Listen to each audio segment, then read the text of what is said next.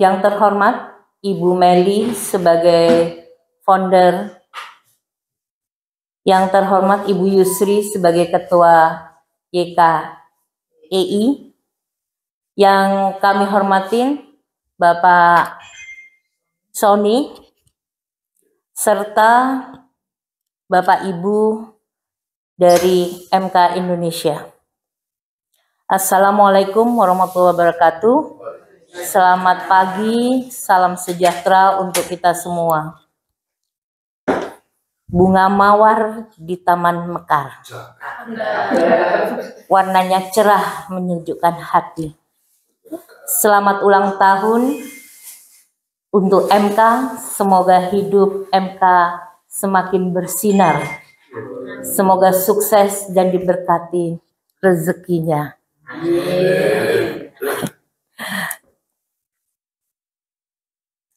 Acara ulang tahun MK ke-11 ini adalah perjalanan yang sangat luar biasa. Banyak hal suka maupun duka yang telah dijalani. Akan tetapi dalam perjalanan 11 tahun ini tentunya akan banyak bermanfaat untuk bangsa Indonesia. Pada hari Sabtu tanggal 24 Mei 2025, marilah kita mulai dengan memanjatkan puja dan puji syukur kehadirat Tuhan Yang Maha Esa, karena atas berkat dan karunia-Nya kita semua bisa berkumpul di tempat ini. Untuk kegiatan hari ini dengan ulang tahun MK yang ke-11, kita dikumpulkan kembali setelah masa pandemik yang cukup panjang.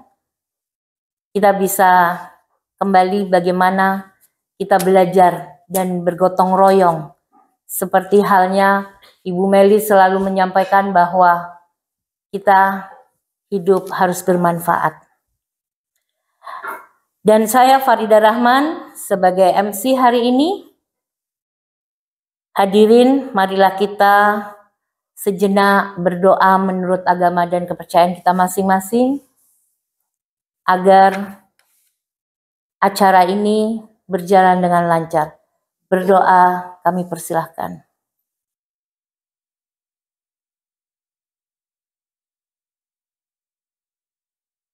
Amin. Terima kasih. Kami panggil Ibu Meli sebagai founder MK. Kami persilahkan. Ya, terima kasih.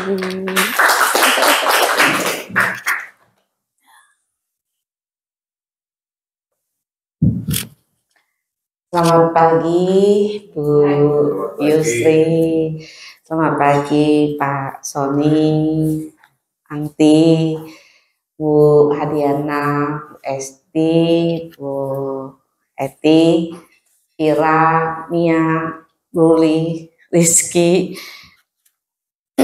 dan juga Wati. Terima kasih banyak. Memang ini kita lebih ke acara syukuran ya, syukuran bahwa kita pernah mengenang suatu kondisi di mana itu ada sebuah permulaan dari sebuah perjuangan. Saya senang sekali dengan adanya gambar Pak Daud sama almarhum Bapak Daud Yusuf dengan saya. Itu di belakangnya Pak Sony ada sebuah gambar mural ya, dan mural ini saya betul-betul pertahankan karena cerita ini juga sangat lucu sekali. Saya selalu pikir kadang-kadang betapa bersyukurnya saya, apa yang saya mau, apa yang saya ini kadang terjadi dan kadang ceritanya aneh-aneh gitu. Nah, pada saat saya mau bikin rumah emak ini kan saya pengen banget ada gambar mural gitu ya. Baru kepikiran pengen gambar gitu.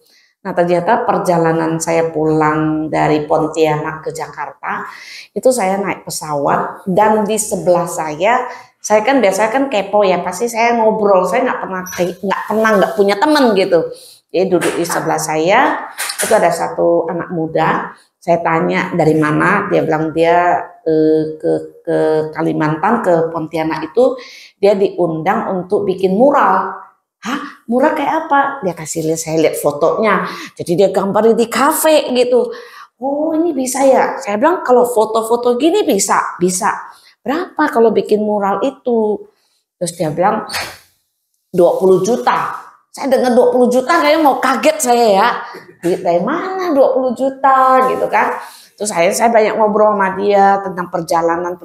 Ya biasalah saya cerita-cerita yang sedikit menyentuh gitu ya. Akhirnya dia kayak tersentuh juga gitu. Saya bilang kalau saya sih nggak punya uang, tapi nanti saya coba cari ya. Kalau saya mau bikin buat yayasan itu berapa gitu. Dia bilang asal ibu beli catnya aja lah. Dia bilang gitu kan, gitu beli cat. Terus dia bilang ya udah dia hitung 3,5 juta kalau nggak salah 3,5 juta. Dan entah kenapa saya kok ngerasa kayak pengen banget gitu ya.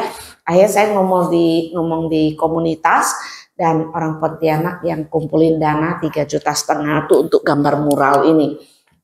Dan anak itu lucu banget, dia cuma minta kita waktu 1 minggu dia yang beliin cat ya.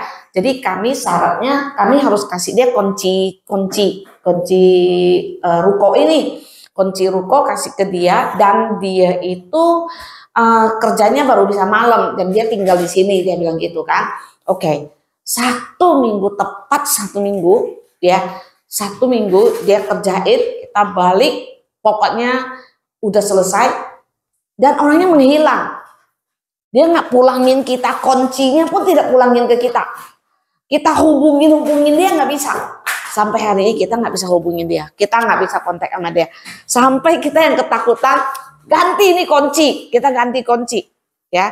Jadi ini cerita mural, makanya saya bilang ketika mau ngerapi ini, tolong dong ini diselamatkan gitu ya. Jadi mungkin kan dia baru tahu ceritanya kenapa gitu, ini perlu diselamatkan. Dan tempat ini kita sebut dengan rumah emak itu juga salah satu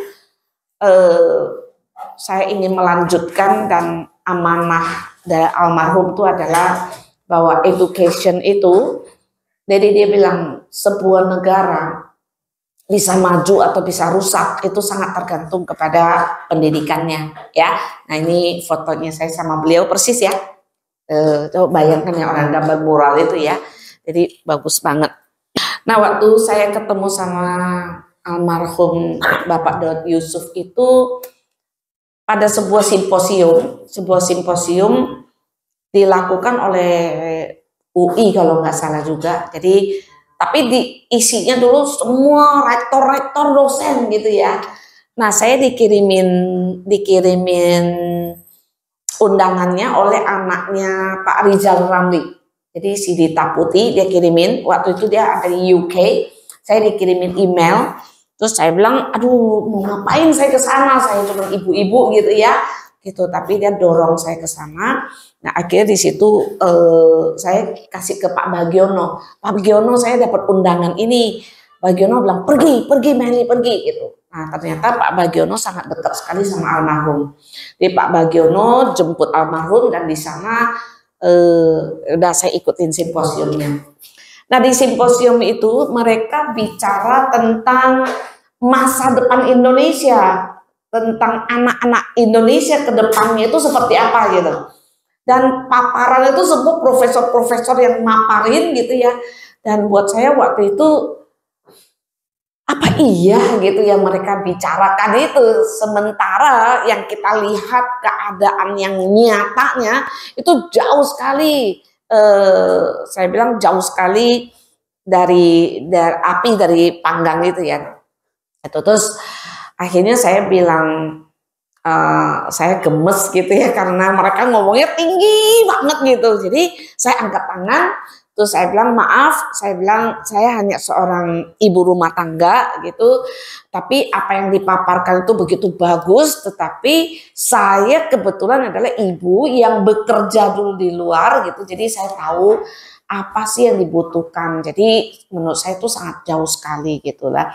Jadi akhirnya si Pak Daud bilang, saya tidak setuju kamu bilang kamu sebagai hanya seorang ibu gitu. Jadi saya ada di sini karena saya dididik oleh emak saya yang buta huruf. Nah dari situ justru dia jatuh cinta nih sama saya gitu ya kan? Pak Daud tuh orangnya kakunya setengah mati dan sangat tegas sekali. Nah akhirnya dia bilang, Pak Bagiono bawa anak itu ke saya gitu. Jadi aku dibawa sama Pak Bagiono ke rumahnya dia di Kemang. Terus dia dengerin saya cerita apa yang saya kerjakan gitu ya. Sampai dia ngomong, saya punya satu anak. Anak saya itu adalah anak yang dia lahirkan gitu ya, anak kandung gitu. Tapi hari ini saya punya satu anak lagi gitu, tapi anak ideologi saya. Jadi apa yang dia pikirkan, katanya implementasi itu betul-betul saya jalankan gitu. Dan dia bilang negara kita ya, sebuah negara itu bisa sukses, bisa maju itu karena pendidikan. Dan pendidikan itu tidak hanya pendidikan yang ada di sekolah. Jadi not only school education, tetapi yang penting itu juga adalah yang home education. Jadi bukan homeschooling tapi home education. Bagaimana peran orang tua di rumah dan peran guru di sekolah itu yang harusnya ada kolaborasinya gitu.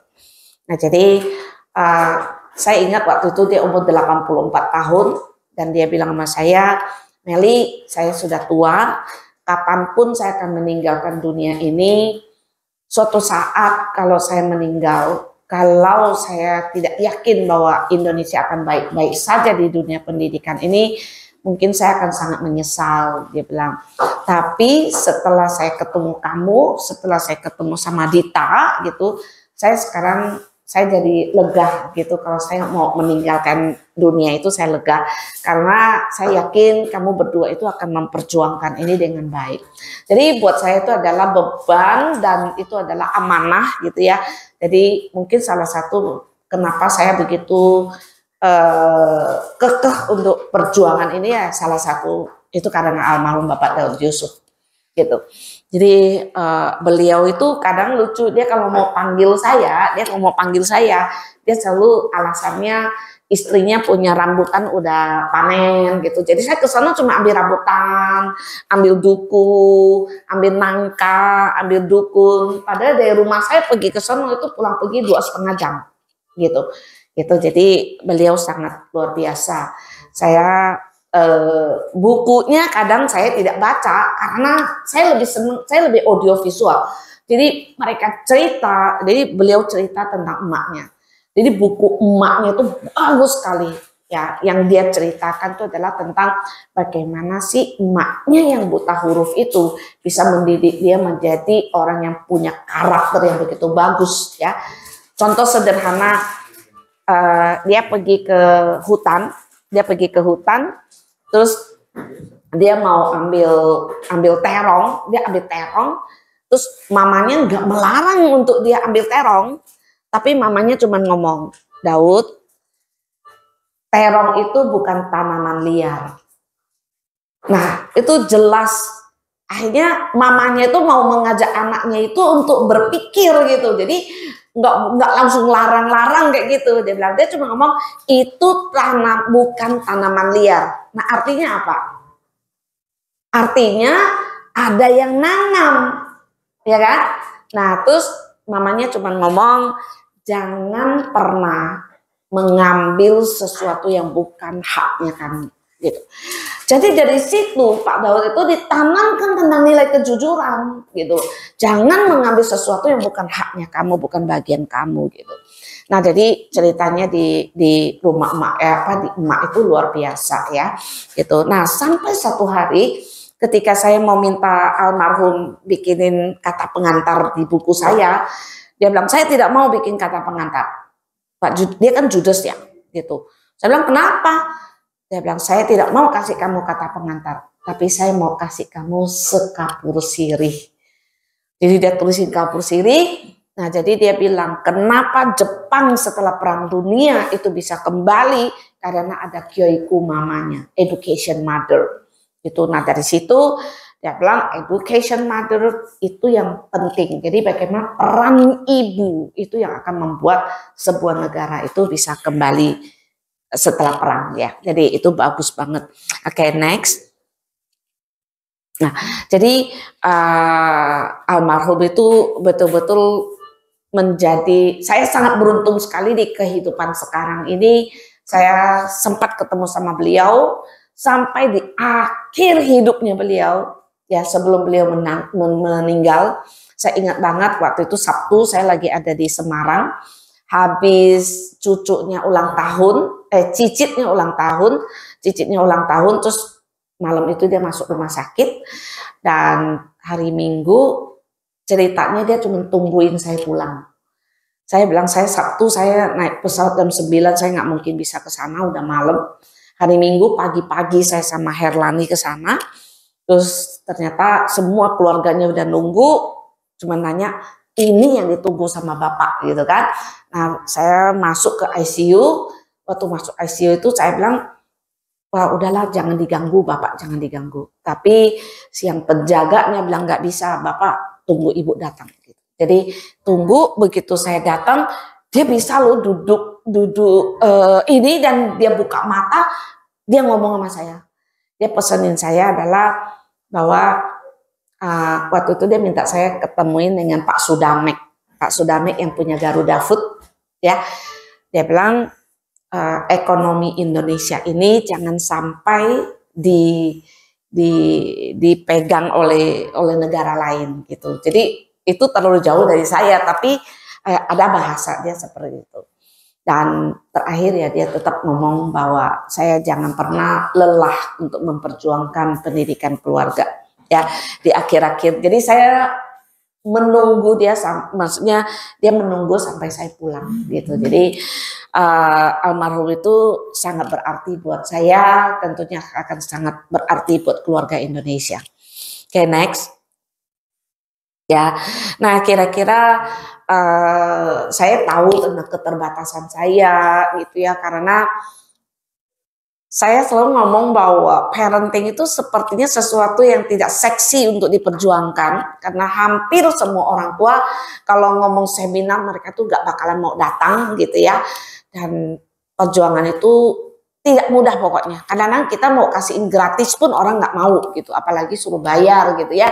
Dan tiap kali kalau saya mau ngomong tentang pembangunan karakter, orang nggak akan mau dukung saya.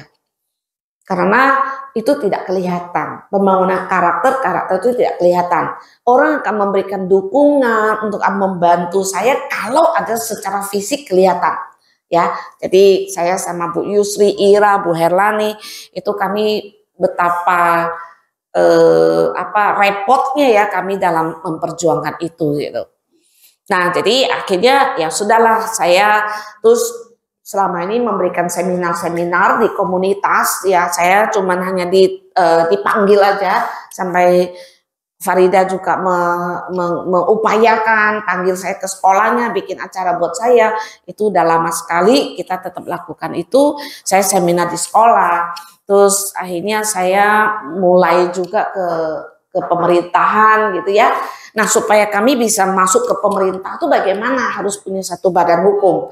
Nah, akhirnya saya sama Bu Yusi kita bangun yang namanya Yayasan Karakter Eling Indonesia.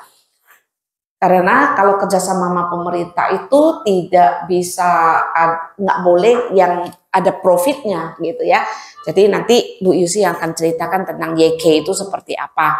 Nah, seminar di institusi gitu, karena saya sering seminar, akhirnya tahun 2015 ketika Pak Anies jadi menteri, saya bahagia sekali. Waktu itu ada namanya Direktorat Pendidikan Keluarga.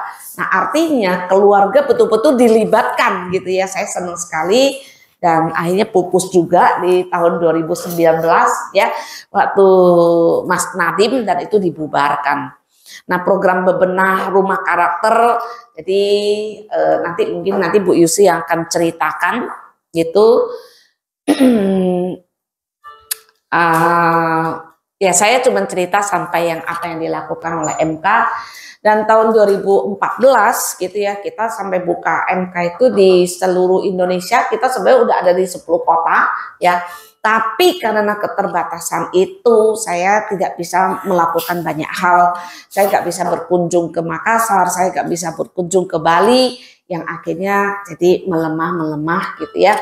Dan mungkin sekarang MK yang real itu tidak banyak, tetapi kami tetap yakin bahwa semangat itu masih ada gitu di tempat kita. Nah, kira-kira seperti itu gitu ceritanya, perjalanannya kita gitu ya. Saya sekali lagi terima kasih buat semua yang hadir di sini. Tepuk tangan untuk Ibu Meli, luar biasa ya.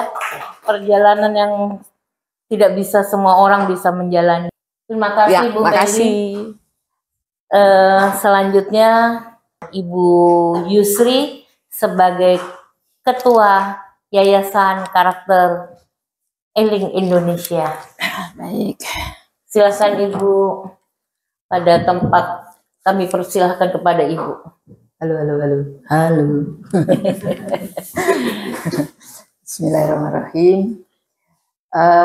Yang saya hormati dan saya sayangi Bu Meli Yong, kemudian Pak Sony, ya, dan Bapak Ibu semuanya, Mbak Farida. Assalamualaikum warahmatullahi wabarakatuh. Salam sehat, salam bahagia dan sejahtera bagi kita semuanya. Alhamdulillah ya, pada pagi hari yang cerah ini cerah ya. Kita semuanya ya bisa berkumpul di tempat yang nyaman ini. Ya, saya bilang nyaman. Untuk sama-sama kita silaturahmi ya, silaturahmi. Selain itu juga memperingati ulang tahun MK yang ke-11. Saya bilang sama Bu Meli ya, Bu, jangan MK doang gitu ya. Sekalian aja biar nggak, sekarang kan zamannya efisiensi ya. Pemerintah itu apa-apa sekarang efisiensi gitu ya. Mbak Evi itu lagi laris banget gitu ya. Jadi saya bilang, Bu, ulang tahunnya jadi satu aja. Jadi ini ulang tahun MK yang ke-11 sekaligus ulang tahun Yayasan Karakter Eling Indonesia yang ke-8 gitu ya. dan rumah emak MK gitu kan. Karena kan sama-sama dari 2017 gitu ya. Kalau soal tanggal itu apalah arti sebuah nama, yang penting makna begitu ya. Jadi sekali aja setahun gitu ya. Oke, baik. Ya, tadi kita semuanya sudah mendengarkan begitu banyak yang disampaikan Bu Meli ya, perjalanan MK, juga perjalanan MK bersama Yayasan Karakter Eling Indonesia. Kalau saya diminta untuk menjelaskan tentang Yayasan Karakter Eling Indonesia, saya tuh diberi amanah gitu ya, yang tiba-tiba gitu sama Bu Meli ya. Waktu itu saya belum pensiun, tapi saya udah bilang, Bu, saya mau pensiun, nanti saya mau gabung ya dengan MK gitu ya, 2017 waktu itu. Tiba-tiba Bu Yusri jadi ketua ya, aku jadi ketua. Oh ya, baik gitu, saya jalankan aja amanah ini gitu ya. Jadi kebetulan ya YK itu tahun 2017 gitu ya, mulai berdiri, dan saya diminta untuk ya tanda tangan sebagai pengurus. Ya saya pokoknya terima, saya jalankan aja, yang namanya kan diberi tugas ya. Jadi amanah apa aja yang diberikan oleh Bu Meli ya saya laksanakan gitu. Kebetulan saya orang Jogja, ya kan. Orang Jogja itu seneng jadi abdi dalam gitu ya. Pokoknya apa-apa udah oke, diambil maknanya, apa yang baik kita kembangkan gitu. Baik. Nah, soal Yayasan Karakter Eling Indonesia itu kami menjalankan 3 fungsi gitu ya. Yang pertama adalah kegiatannya adalah semua kegiatan yang dilakukan Yayasan Karakter Eling Indonesia adalah kegiatan sosial. Ya, pertama adalah kegiatan sosial dalam bidang pendidikan, dan ini yang memang utama dilakukan oleh YK Kemudian yang kedua sosial kemanusiaan gitu. Jadi kalau misalnya ada member atau ada saudara-saudara kita meskipun itu di luar MK begitu ya yang lagi mendapatkan musibah gitu ya, kita bergotong royong untuk saling membantu begitu.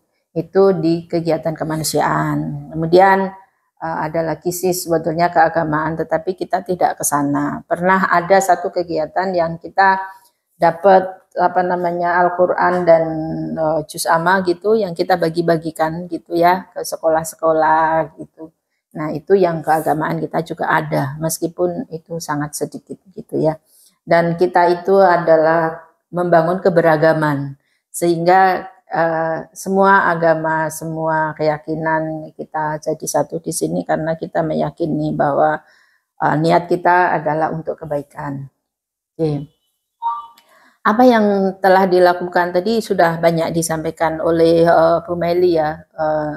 Yayasan Karakter Healing Indonesia kita memulai kegiatan di tahun 2017 gitu ya. Waktu itu kerjasama dengan Kementerian Pendidikan. Kementerian Pendidikan itu kita mengadakan seminar ya Bu kalau nggak salah ya di Jakarta Pusat bekerja sama dengan Ibu Wali Kotanya mengadakan seminar mengenai mindful parenting waktu itu. Terus kemudian di tahun 2018 itu kita sudah mulai bekerja sama dengan Kemenko PMK, itu ada kedeputian terkait dengan keluarga. Waktu itu kita mengadakan acara apa namanya workshop gitu ya untuk agent of change gitu loh, agen-agen perubahan dari PKK yang ada di 3 kota Bu gitu ya. Jadi bentuknya kayak TOT gitu ya, tetapi untuk mereka apa namanya kader-kader lah ya, kader-kader PKK di Tangerang Selatan, Depok dan Bekasi gitu ya.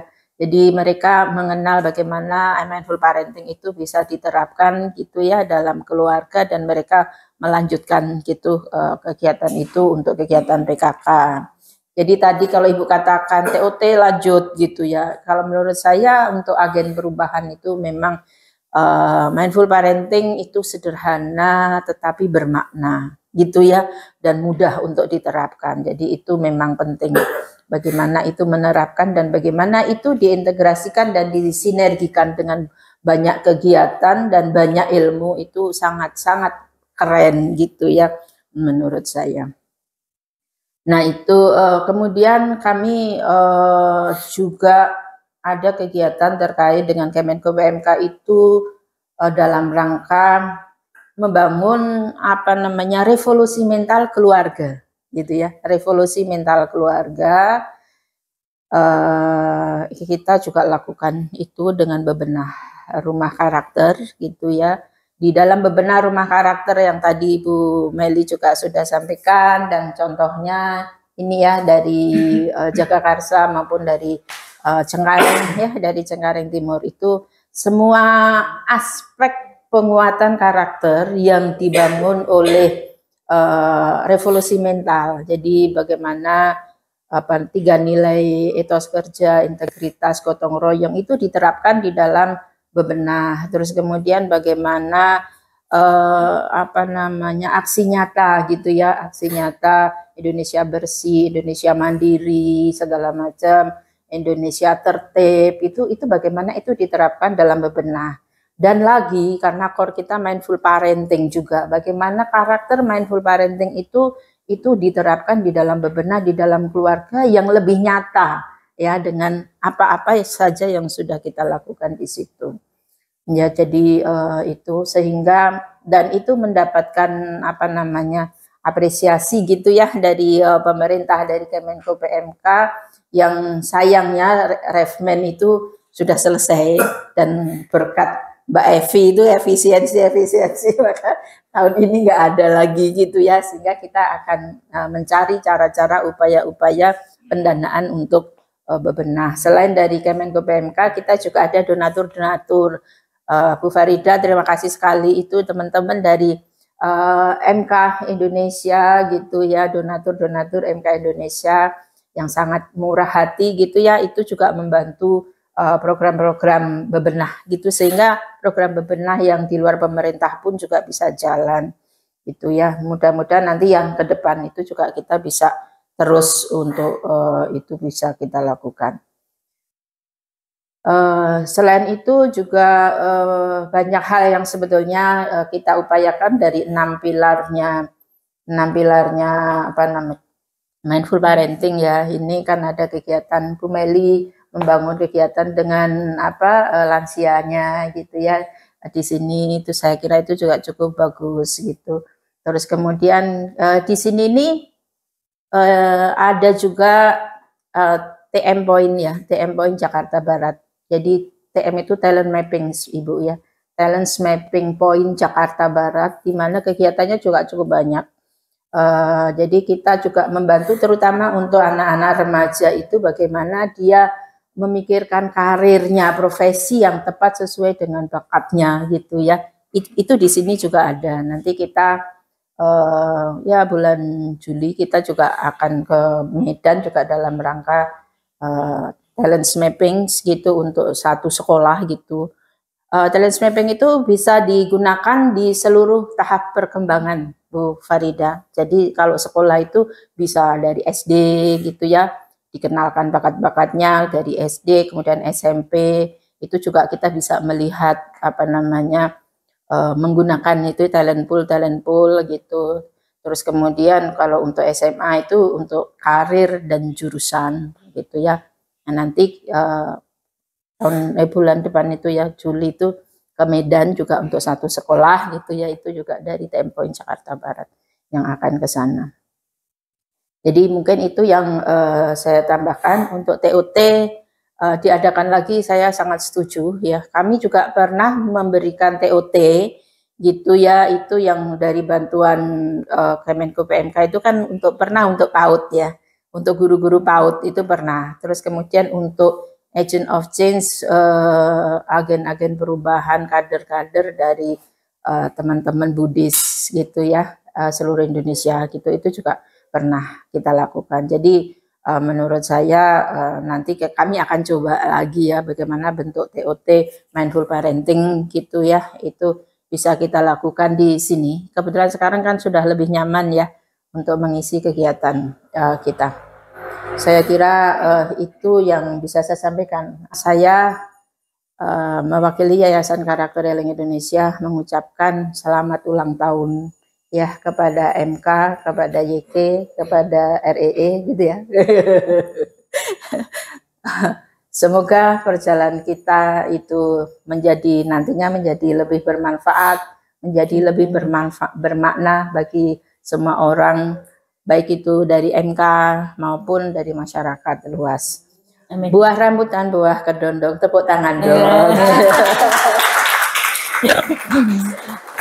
Tepuk tangannya untuk ulang tahun ya, untuk ulang tahun MK. Saya kira itu di Irian ada burung cendrawasih. Sekian dan terima kasih. Wassalamualaikum warahmatullahi wabarakatuh.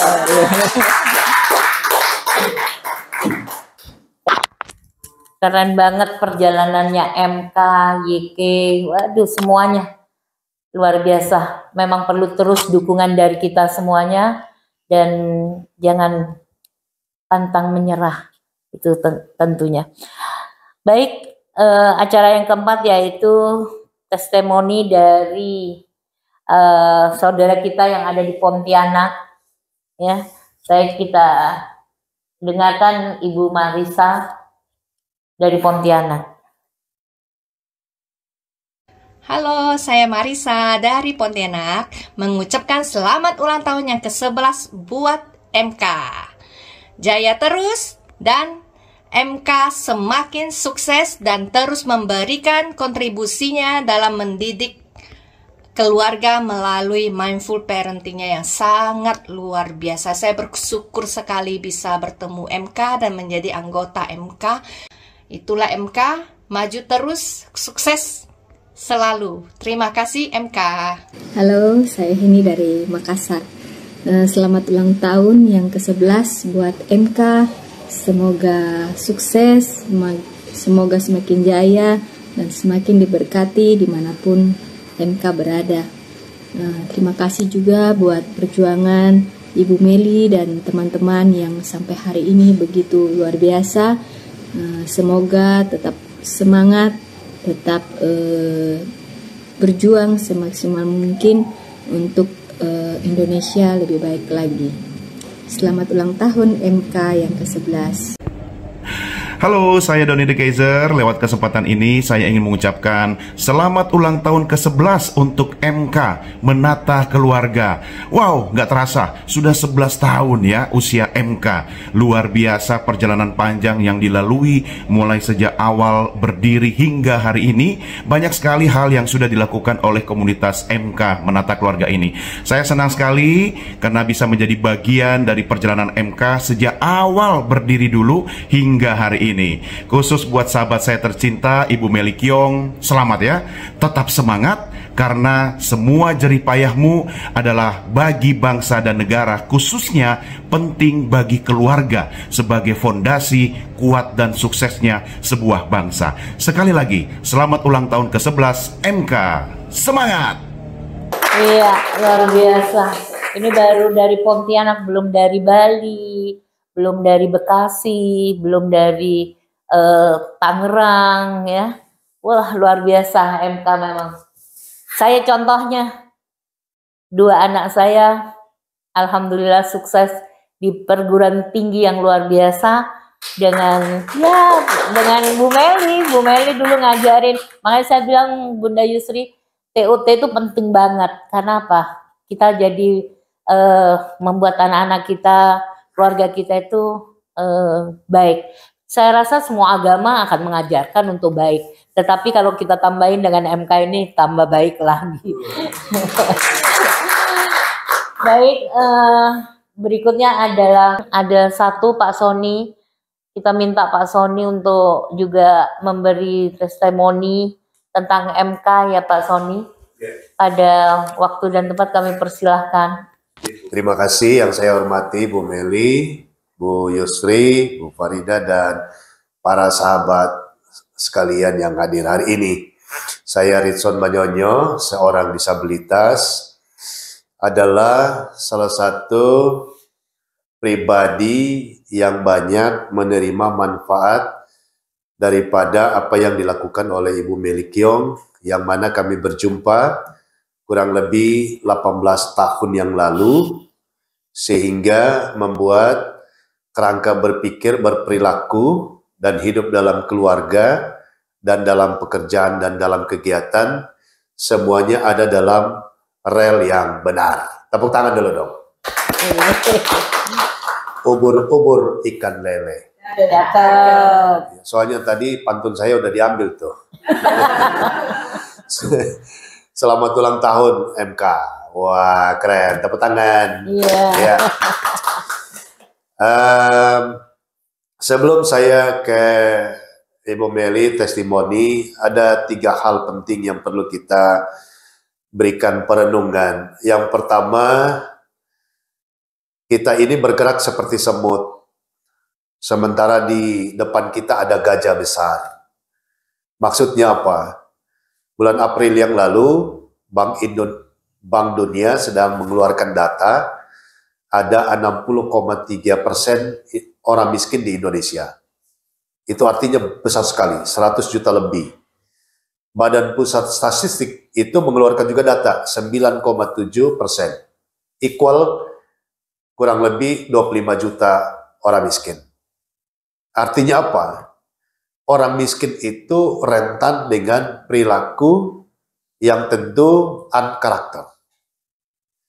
Artinya kita punya banyak tugas yang dipanggil oleh negara dan bangsa dan masyarakat untuk berbuat sesuatu.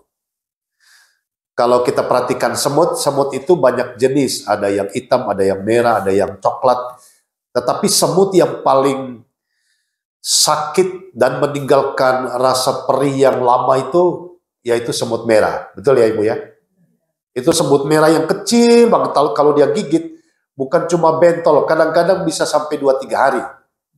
Ya. Artinya apa? MK, YK seperti semut merah itu. Di tengah-tengah hiruk pikuk bangsa dan negara kita ini, sedang melawan segala sesuatu masalah-masalah sosial. Itu yang pertama. Yang kedua,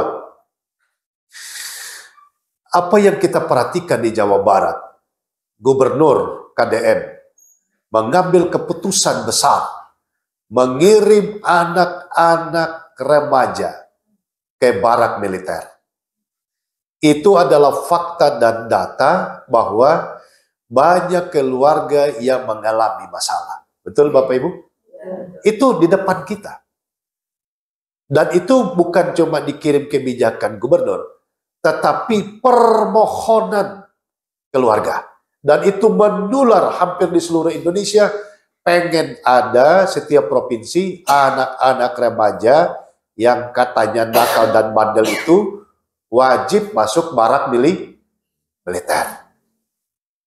Sementara lembaga-lembaga yang ada di Indonesia hanya bisa berteriak, melanggar HAM, melanggar HAM. Tapi apa yang diperbuat? Makanya kita harus terus berdoa untuk Ibu Meli Kyong ini, semoga umurnya sampai 100. Amin. Oh. Karena benar-benar dibutuhkan bangsa ini. Karena sudah di depan mata kita tuh. Nyata dan sudah menjadi kebijakan pemerintah. Bayangkan anak-anak SMP, SMA dimasukkan dalam barak militer untuk mereka mendapatkan pendidikan kedisiplinan. Artinya apa? Bukan cuma kedisiplinan, termasuk karakter. Bangun pagi, makan, disiplin, hormat kepada yang tua. Itu buat saya tamparan besar bagi bangsa kita. Ini yang perlu kita kerjakan bersama-sama. Seperti semut ada di Jakarta Barat, ada semut di Pondok Bambu, ada semut di Tanjung Barat, di mana-mana ada semut merah. Memberi dampak, mengingatkan negeri ini. Supaya pergerakan itu makin lebih baik. Yang ketiga, di satu sisi kita sedang berjuang, bagaimana turut serta berpartisipasi terhadap pembangunan manusia. Di sisi lain ada anak-anak bangsa yang mempertontonkan rasa ketidakmaluan mereka. Tentu kita ikut ya, ada yang korupsi sampai 900 triliun, betul? Asabri, PT Timah, 300 triliun. MK cari duitnya setengah mati untuk program kemanusiaan. Bayangkan kalau 300 triliun 1% aja, berapa itu? Gak tahu deh hitungnya. Kita mau cari 3,5 juta aja untuk bikin mural, aduh susahnya minta ampun. Tapi ada orang-orang di luar sana yang sudah tidak punya malu, tidak punya karakter, mempertontonkan hidup yang seperti itu, yang bukan miliknya mereka ambil. Yang milik bangsa, dan akhirnya itu yang diikutin mak-mak di seluruh Indonesia. Mau hidup senang, betul? Itu sebabnya kita berdoa bersama-sama sesuai dengan keyakinan kita agar apa yang dikerjakan oleh Yayasan Karakter Eling Indonesia, MK Indonesia, bahkan kita semua yang ada di sini bergerak bersama, menularkan kebaikan-kebaikan dalam kehidupan keluarga masing-masing yang kita dampingi. Yang terakhir, terima kasih Bu Meli telah menginspirasi saya dan keluarga besar El Sofan. Yang saya senang dari Ibu Meli ini, pertama kali ketemu, beliau datang membawa ikan kakap. Selanjutnya beliau kasih pancing. Udah, Pak Son, ini saya kasih ilmu, saya kasih pelatihan, selebihnya apa, terserah Pak Soni. Tetapi bukan berarti dilepas, tetap didampingi. Apa yang terjadi, kami dapat bertumbuh, berkembang, bahkan bercabang-cabang, semuanya juga ada investasi dari Ibu Meli Kyong. Luar biasa. Sekali lagi terima kasih. Selamat ulang tahun Yayasan Karakter Eling Indonesia, MK Indonesia. Tuhan yang Maha Kuasa mengasihi kita semua. Sehat, kuat, panjang umur, dan selalu bahagia. Terima kasih.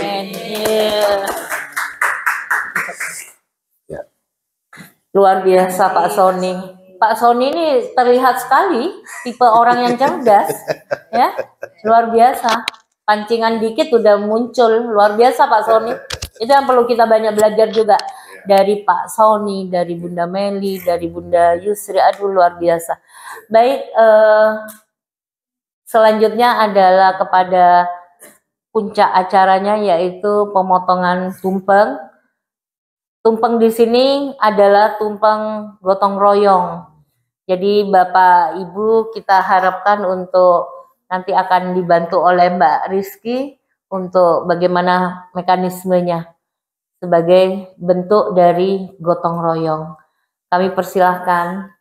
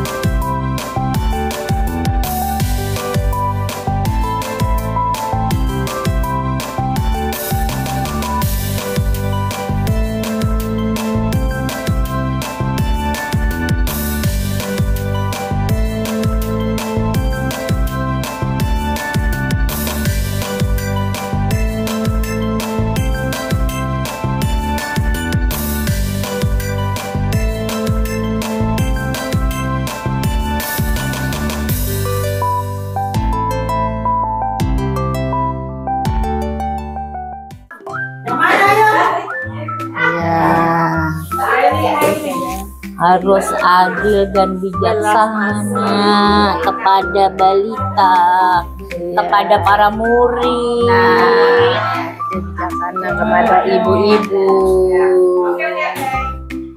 Ada ibu-ibu. One, two,